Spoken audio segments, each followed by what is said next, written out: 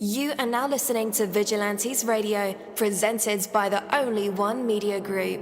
This is the people's choice for quality interviews, celebrities, and special guests. Hosted by Demetrius-Reynolds. Call in to join the mix at 701-801-9813. For the complete archive of episodes, visit onlyonemediagroup.com and be sure to like us on Facebook at Vigilantes Radio. We welcome all. Enjoy the show.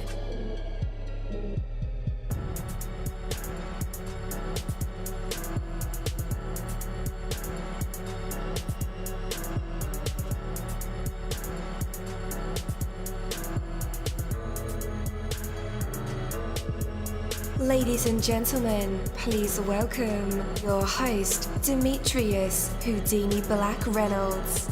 Enjoy the show. Hey, what is going on, guys? Happy holidays. Man, it's feel like it's been forever since I've been able to talk to you guys, but yo, we are here and we have a very special guest for you guys. So you definitely want to stick around for that. And as a matter of fact, text your buddies right now or share it on social media and let them know that we are about to dive deep into another interview. Before I bring my guest on, I do want to say that, impossible is a word that's often thrown around. But in my years in the music industry, as a brand strategist, and even as a leader in various fields, I've learned it's more of a challenge than a verdict. And what you see as impossible is often just uncharted territory, for our imagination. Think about it. The feats we achieve today in music, technology, and sports were once fantasies. History is a testament to the power of reimagined possibilities. Ideas and inventions that were once dismissed as fanciful dreams are now a part of our everyday lives. This tells us something crucial, and that is the boundary between the impossible and the possible is often just a matter of perception and, of course, time. Consider this. Right now, there are ideas and innovations waiting to be discovered, concepts that haven't even entered our wildest dreams. What's labeled as impossible today might just be waiting for the right mind to unlock its potential. Take a moment and think about something you believe is beyond your reach. Now, shift that perspective. Visualize it as achievable. This mental shift is the first step in transforming the impossible into reality. Dismissing ideas as impossible is the easy route. So many excuses. You can become an excuse factory. The real challenge, the real thrill, lies in embracing these challenges and turning them into tangible realities. And in my journey from the studio to the boardroom, embracing this mindset has been the key. Be one of those who dare to make the effort, and you'll be amazed at the wonders you can bring to life. Take that from me, Coach Dini. That is my word, and word is bond.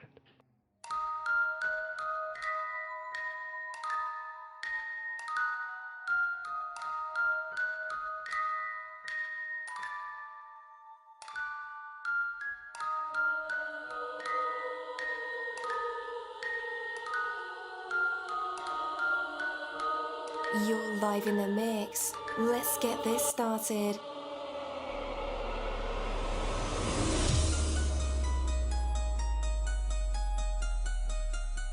All right. Again, welcome to the show. You're listening to VRL, that's Vigilantes Radio Live, right here on iHeartRadio, and I am your host, Dini.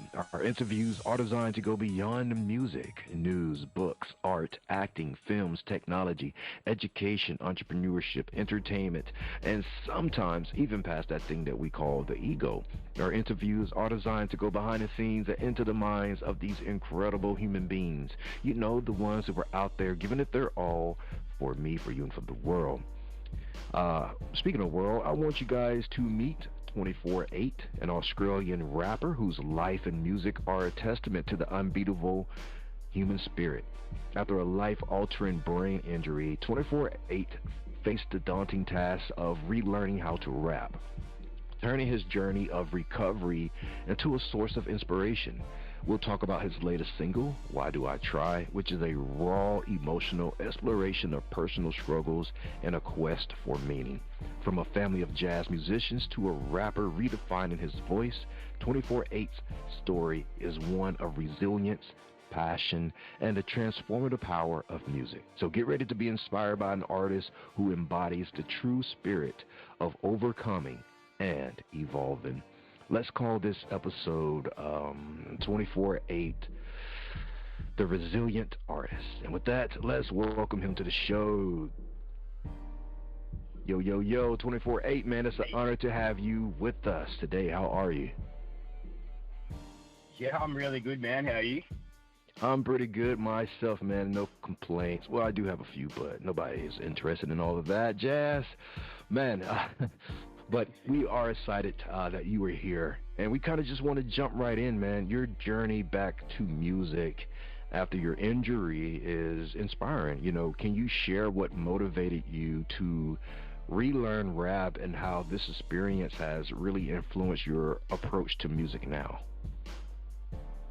Yeah, for sure. So it really was, I rapped before that I've been told that my injury is chronic and I'm probably not going to get better. And my life was sitting around doing nothing and watching TV. And I thought, well, what is my future? And, well, I used to know how to rap and I used to be okay at it. So I just spent 2 hours a day, or, you know, as much as I could, because I couldn't do all that much, just writing and trying to figure out how to write again. And, you know, it probably took 3 years almost, but I ended up sort of getting there. But it was, yeah, it's probably one of my greatest achievements, the fact that it's actually made me happy to live with an injury that I didn't think I could live with. Yeah, you said 3 summers? Yeah, so it was a long time. Wow. It was 3 summers, 3 years. It was me just sitting there, writing, hitting a brick wall, and then, you know, just trying to figure out how to get past that. And then if you looked at my songs then, like, they weren't really about anything. And then I thought, well, my injury is a pretty big deal. Like, I might as well just start writing about that and everything I've been through during that. And that's sort of where my inspiration did come from. Absolutely. What kept you going during those 3 summers? It was probably my family. You know, I don't want to take this to a really sad level, but I was at the point where I didn't particularly want to be here anymore. And I had a very moment where I was standing on a balcony and I was sort of, you know, 22 floors up and was just thinking, you know, I could end this all now. And then, I don't know, I just said to myself, you know, what would my mum think? What would my dad think? And I thought, if I just focus on making music and myself and health, you know, maybe in a year's time I'll see where I am. And then, you know, in a year's time I had lost, you know, a bunch of weight, and, you know, a year later I'd, you know, achieved a few other things, and then a year later I'm in the studio. So, you know, it's probably pretty good that I, you know, that I held on. Yeah, I would say, man. So your life story is both unique and inspiring. All month long, we've been trying to ask the question about, is there a certain movie or a character from a movie that kind of reflects your real life? For me, it'll be Fast and the Furious, you know, helicopters, fast cars, damsel in distress, explosions, whatnot. No, just kidding, not for me. More like The Truman Show. But is there a film or TV series or even a character from a movie that kind of portrays even maybe part or a glimpse of your life, if that? Very much so. I actually just finished recording a song yesterday, which is called The Symbiote. And it is the idea that Venom is my brain injury. And I'm having a conversation with him saying, leave. And he's saying, well, hold on, look, we can rap. You know, we've lost 83 kilos. I don't know what that is in pounds. It's probably a lot. And then, so yeah, and it's sort of like that whole thing about, I want to be better, but really, you know, I've got so far in the path I've always wanted to go to. So I'd say Venom is really my, you know, it's kind of that character where I feel like I'm always infighting with myself. So yeah, I would say Venom's probably the one, definitely. Nice. One of my favorite villains, actually. Yeah, he's pretty good. Yeah. So that's like 183 pounds, 82 point something in pounds. That's major, man. Major. Congratulations. Yeah, that's like a wrestler. Yeah. Thank you. Congratulations on that. For real, for real. So, what was the process like for you to redevelop your rap skills after your injury? We know that you were writing relentlessly, but was there a process to it? Yeah, so I was basically, my idea was I don't want to do this and just be like a mediocre rapper and live off the thing that, oh, he had a brain injury. I wanted to make sure it was really good. So I basically just said that every word that I put in a song has to rhyme. So that was just my metaphor. No filler, everything has to be there for a reason. And trying to get that to work when you can't really remember how to write and it all has to rhyme, it takes a long time to do. So it took me, and I still can't explain to you what I do that changed that, but it just somehow, I would always hit a wall, a quarter way through the song, and then all of a sudden it would go to something different. And what I just found is eventually they would all sort of line up, and I kind of just realized how to tell the story in a way that it rhymes. Like that song that I was telling you about, the Venom one, that's a 3-minute straight song of me just rapping to myself with two voices arguing. And the rhyme structure stays the same the whole song, the flow stays the same the whole song, even the voices do. So it was really just, I don't know, like trying to just make my brain like almost like breathing. Like when it thinks of a word, it just rhymes everything it possibly can, and we just land on that word. And it also time and patience, just sitting down, not thinking about it, doing something else, maybe playing some FIFA on PlayStation, and then all of a sudden it just clicks and you go, oh, I could maybe go on this line, and then you continue it again. So it was really just, every time I stopped was just trying to figure out how to continue it, but staying on the same sort of trajectory that I started with. Yeah. So let's talk about the beginning. So you are from a family of musicians with a musical background. How did you discover your passion for creating music? So Dad always had like a music set up ever since I was a kid, and as I was a kid, I grew up in bars, because my parents were always doing gigs and stuff, and shows. It really started where I had a pretty rough time at school when I was younger, because obviously I was overweight and whatnot.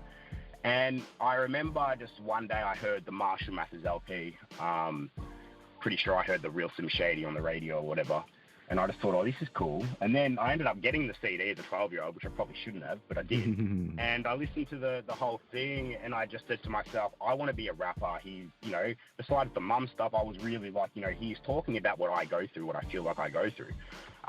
And so that was just like, I really want to, I don't know, it just made me want to have a voice. It inspired me. And I went to my dad. He still tells the story. I walked up to him as a 12-year-old, said, I want to be a rapper, and I never looked back. And, the fact that I'm 34 now and I think about, that 12-year-old, what he'd think about the music I'm making, he'd be pretty excited. So, yeah, it was really just one album, one time on the radio, heard it, and it changed my life forever. It was kind of crazy. Nice. Have you been able to collaborate with your family any? I have. So we are making a song at the moment called Everything I've Been Through, and I've recorded it all. It's just basically being mixed. I got my mum and a couple of my family members to sing along like as harmonies to my chorus, which, is just amazing to have them on there. And then my dad also, blessed me with an amazing saxophone solo, which is just, just makes the song. I also managed to get a few locals that came and played live drums on it and stuff like that. So I've been really, and guitar, so I've been really collaborating with a lot of friends and family that I've known for a long time, and it feels really nice to be able to bring them into it, especially with that song being such a close song to my heart, which is, not only have I been through it, they have also all been through it. So it's kind of really nice that, they get to be on there as well. Yeah, absolutely. I want to talk about Why Do I Try real quick before we play it. What inspired the lyrics and the theme of this song? Okay, so when I first did the injury and I was in recovery and I didn't really know what was happening, I basically broke up with my ex-fiance, or my fiance at the time. And so that song is really all about a toxic relationship where you know that you're probably not meant to be together. You know, everything's falling apart around you, but you're there because, you know, you're there. And you do love each other very much, but you're just really not that great for each other. And it's sort of just riding those emotions of, you know, I really do love you, we're meant to be together, but it just doesn't work, and why do I try? Living with you is that chorus. So yeah, it's really just about a pretty emotional breakup. And yeah, so it is pretty close to my heart in that song, I will say. In saying that, I did write the chorus for it about 13 years ago, and then I finally found the right verses. Like, I did 25 versions of the verses or something until I landed on the right thing. Yeah. Yo, man, let me ask you this. So, why do you think people stay in relationships when they know the other person isn't good for them? I mean, even for myself, I wear, like, rose-colored lens sometimes on my view of life, so maybe all the flags look the same sometimes for me. But for you, what do you think it is? For me, I think it's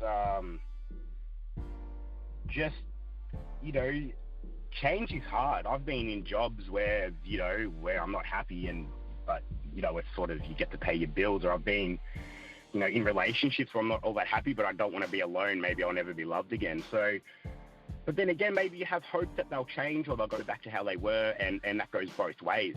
And you can find a lot of times where you've been with someone so long, you just, you know, think that, you know, they're just like your mum or your dad, where, you know, they're just going to be around no matter what you do, where that's not the case. There's no unconditional love in a relationship, unfortunately. Like, but that's sort of why I said I think maybe it's like fear of change. But at the same time, if you love someone, regardless of how they treat you, it's pretty hard to walk away. Yeah, totally agree, man. All right, guys, we're getting ready to play Why Do I Try? And then we'll be back to put our special guest in our traditional hot seat. That's where he gets to perform for us 24/8. You could rap, sing, poetry, spoken word, tell a joke, tell a story from your life, play an instrument, or just give some advice, or do none of that at all. Totally up to you. But for right now, guys, here it is. Why Do I Try by 24/8. Stay tuned.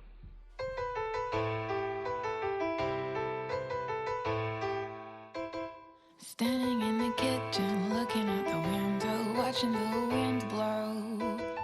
An old widow, me approached too many dishes to clean before I let her in. Sauces with tea, cups won't do, just fill me with booze. My mind's on the blink, I stay up all night and I smoke and I drink. Standing in the kitchen, looking out the window, watching the wind blow.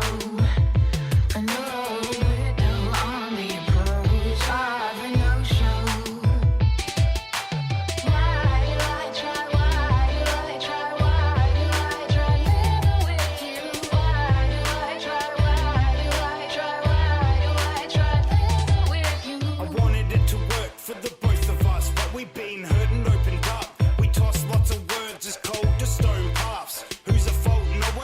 Up. After we broke up, I thought our chapter was closed shut. Everywhere we go, the other happens to show up. Jealous of the fellas, you see. It seems me and you don't go apart. I hate you, you corroded my heart. You hate me, but you're phoning me up when you're going home from the club, totally drunk. Next moment you're over in my bed and I'm not sobering up. So we make love, make up, say stuff, break up. This is why I take drugs, this is why you taste rum. It's obvious as hell now. Out, mixing round Hennessy and sedatives down, cause all we ever see is all negative now. Standing in the kitchen, looking out the window, watching the wind blow. An old widow on the approach of a no-show. Why do I try, why do I try, why do I try living with you? Why do I try, why do I try, why do I try living with you? We both know we both tell a lie. If one of us goes out at night, we both know we're the jealous type. So it'd be well advised to have an alibi, so one of us doesn't go off and stop yelling fights. This is howling right, but being by myself in this hellish life makes me proud you're by my side. Even though you might douse me in gas and light the matches, stab me in the back and drown me in the yarra. I know I love you and I know you love me, but I don't trust you when you don't trust me. All I wanna do is prove it's not me, it's you, but you beat me to it. You're my Jasmine, I'm your Aladdin, I swear. But you got malice intent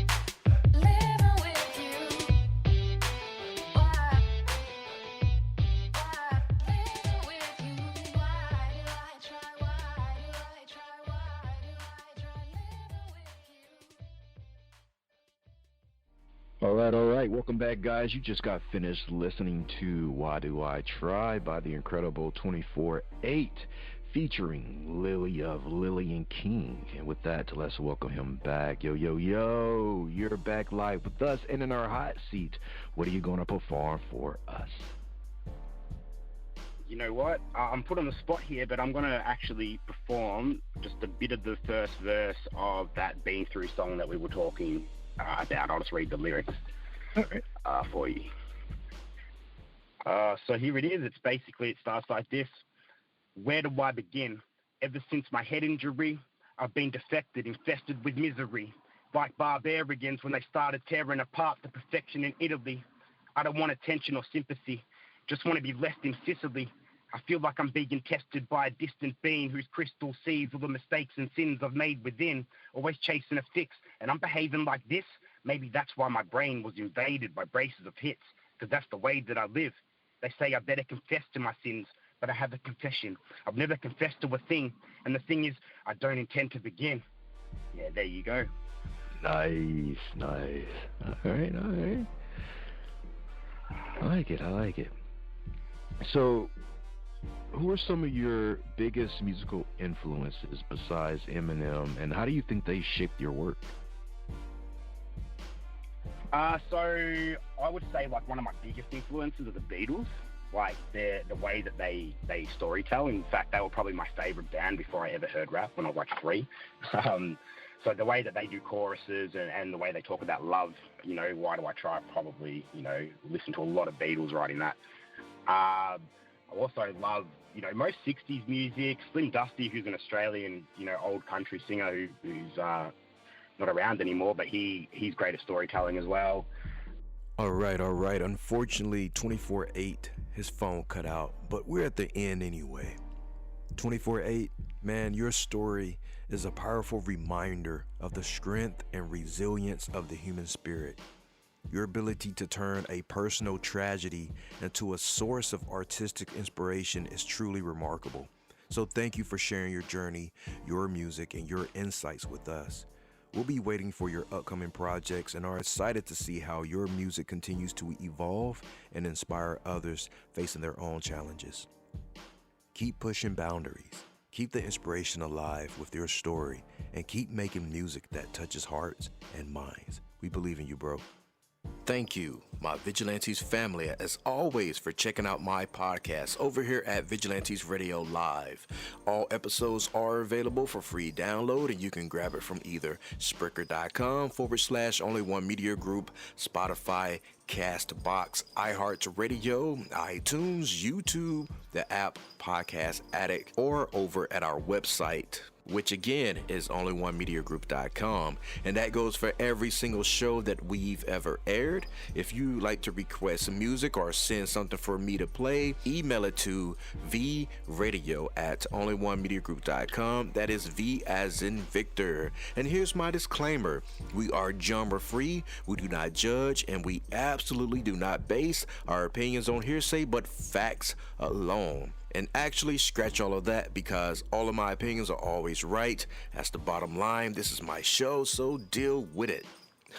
Just kidding. On behalf of myself, Denny, I appreciate all you guys for tuning in, either afterwards or live with us. Spread the word, because sharing is caring. We stepped up our game just for you guys and our guests to make sure that you have the best experience here on our show. Be sure to connect with me on Facebook, Twitter, Instagram, Tumblr, Snapchat, TikTok, at all social media sites, as well as Spreaker, YouTube. We always follow back. Okay, well, just remember to put yourself into everything that you do and never stop investing in yourself. Peace, love, grilled cheese, and talk with you later.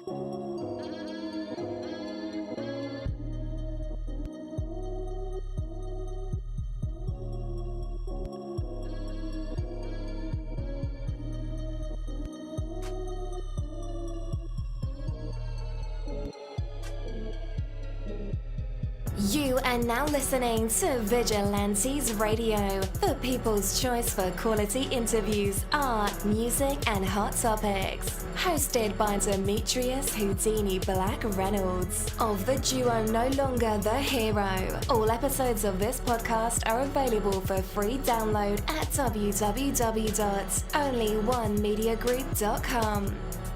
This is a Seventh Sign Regime Rebirth Worldwide Syndicate exclusive.